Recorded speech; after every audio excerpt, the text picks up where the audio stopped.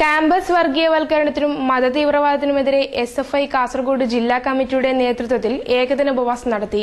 SFI സംസ്ഥാന secretary P. Biju ഉദ്ഘാടനം നിർവഹിച്ചു.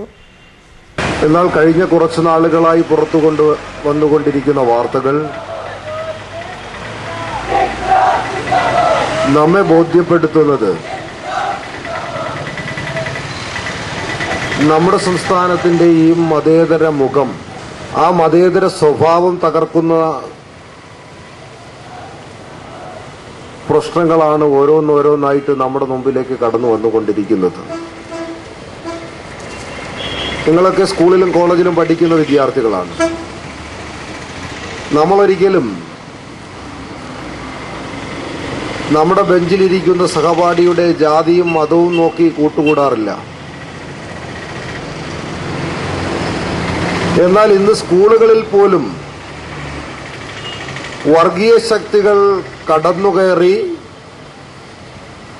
ഒരേ ബെഞ്ചിലിരിക്കുന്ന വിദ്യാർത്ഥികളെ പോലും ഹിന്ദുവും മുസ്ലിമും ക്രിസ്ത്യനുമൊക്കെ ആക്കി വിഘടിപ്പിക്കാൻ ശ്രമിക്കുകയാണ്. നമ്മുടെ കലാലയങ്ങളിലേക്ക് കടന്നുകയറി അവിടെ ഇരിക്കുന്ന വിദ്യാർത്ഥികളെ മതഭ്രാന്തന്മാരാക്കാൻ ശ്രമിക്കുകയാണ്. നമ്മുടെ രാജ്യത്തിന്റെ പുരോഗതിക്ക് തന്നെ തടസ്സപ്പെടുത്തുന്ന രൂപത്തിൽ, നമ്മുടെ രാജ്യത്തിന്റെ മുന്നേറ്റത്തിന് തന്നെ തടസ്സമാവുന്ന രൂപത്തിൽ മതഭ്രാന്തന്മാരെയും കുടില ചിന്താഗതിക്കാരെയും സൃഷ്ടിക്കുന്നതിന് വേണ്ടിയിട്ടുള്ള സംഘടിതമായിട്ടുള്ള പ്രവർത്തനമാണ്